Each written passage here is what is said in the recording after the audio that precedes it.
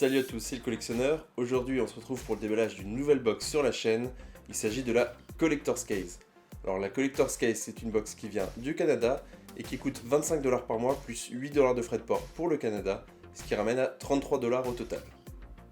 Et pour ceux qui suivent la chaîne, vous avez peut-être déjà vu des vidéos de la BAM-Box. La BAM-Box, elle propose de temps en temps des dédicaces dans la box, et c'est également le cas de celle-ci, où ce mois-ci, certains gagnants pouvaient recevoir une dédicace de 2 acteurs de Big Bang Theory, donc soit de Raj, soit de Wolowitz, ou également la dédicace de l'acteur qui a joué dans Superman, et qui aujourd'hui vous retrouvez dans la série Arrow et Legends of Tomorrow.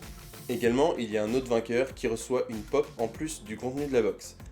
Malheureusement, je n'ai gagné ce mois-ci aucun des deux prix, mais vous allez voir, le contenu de la box est tout de même très sympa.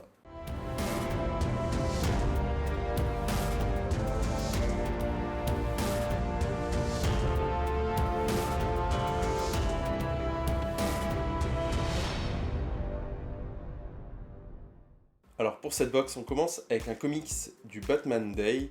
Alors par contre, c'est un comics qui était gratuit, donc je ne vais pas le compter dans le prix de la box, je ne vais pas compter 3$ ou autre puisque c'était vraiment un comics gratuit. Par contre, c'est un comics que j'ai pas eu l'occasion d'avoir durant le Batman Day, donc je suis plutôt content qu'ils aient pu glisser ça dans la box. Ensuite, dans cette box, on a un produit qu'on a rarement dans une box, c'est un jeu de société. Alors il s'agit ici du jeu de société Love Letter, qui est un jeu de société assez connu quand même. Par contre ici, vous le voyez, c'est une adaptation version Batman. Alors on peut avoir soit une adaptation Batman, soit une adaptation Archer. Donc personnellement, je connais pas le dessin animé, donc je suis plutôt content d'avoir vu Batman. Au niveau de la valeur, on trouve les adaptations du jeu entre 10 et 15$, puisqu'il existe aussi une version Adventure Time et une version d'un autre dessin animé, je crois. En tout cas, étant un joueur de jeux de société, je n'avais pas encore celui-là, donc je suis plutôt content d'avoir reçu celui-là, et en plus en version Batman. Ensuite, dans cette box, on a reçu un booklet double face, donc en fait qui contient des règles pour 2 jeux de cartes qui sont donc de chaque côté, donc ici Vanguard et de l'autre côté Luck and Logic. Alors au niveau de la valeur, ces magazines valent environ 10$ parce que c'est des cartes quand même exclusives qui sont dedans. Par contre, je pense qu'ils ont dû les avoir vraiment à un prix bas ou peut-être même gratuitement pour la promotion de ces jeux qui, forcément, avec des jeux comme Magic the Gathering qui existent encore et qui sont encore très imposés, ils ont du mal à se faire une place. Et maintenant, effectivement, pour les gens qui ne jouent pas déjà à ces jeux-là, je pense que c'est pas très intéressant de recevoir ça, à moins qu'ils veulent se mettre à un nouveau jeu de cartes.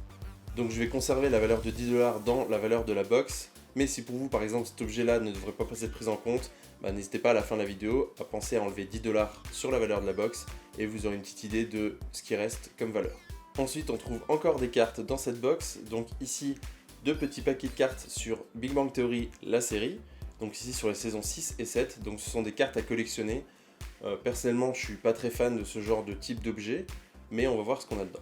Alors dans le premier paquet, on a droit à 5 cartes, ici avec une carte qui semble exclusive puisqu'elle brille, et les cartes reprennent en fait des scènes de la série avec derrière une petite explication pour le contexte du moment où a été pris la capture de l'image.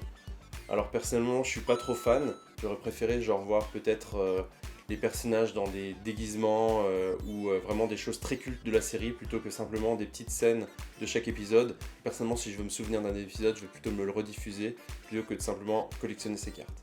Et dans ce deuxième paquet de cartes, on retrouve à peu près la même chose, sauf qu'on a une carte un petit peu différente avec une petite description de Raj, son rôle, son métier, etc. Donc des petites choses comme ça. Alors personnellement, j'aurais trouvé ça plus intéressant que toutes les cartes soient dans ce genre-là, qui sont un petit peu plus fun plutôt que simplement des captures de différentes scènes de la série. Et au niveau de la valeur, chaque paquet de cartes vaut environ 3$, donc ça nous fait un total de 6$.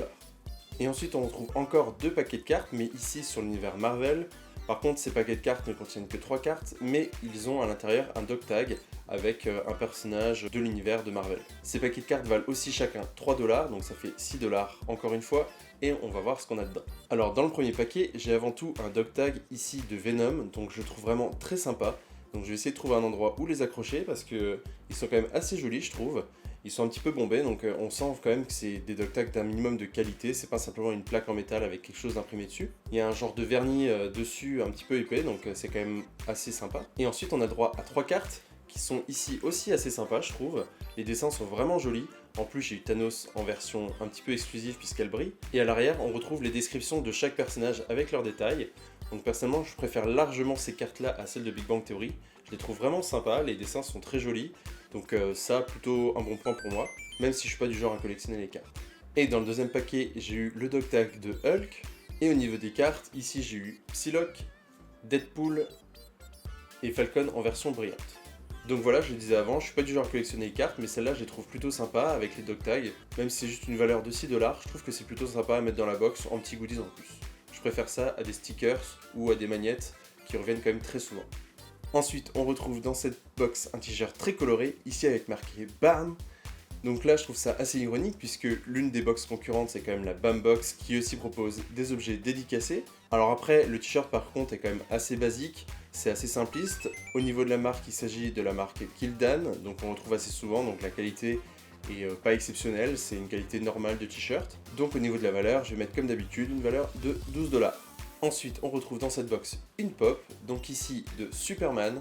Donc par contre, c'est une pop assez commune qui vaut environ 10$. Maintenant, personnellement, j'avais pas encore cette version basique des comics de Superman, donc je suis plutôt content. Et il ne s'agit pas de la pop qu'on peut avoir en plus, il s'agit bien d'un objet qui était présent dans toutes les boxes.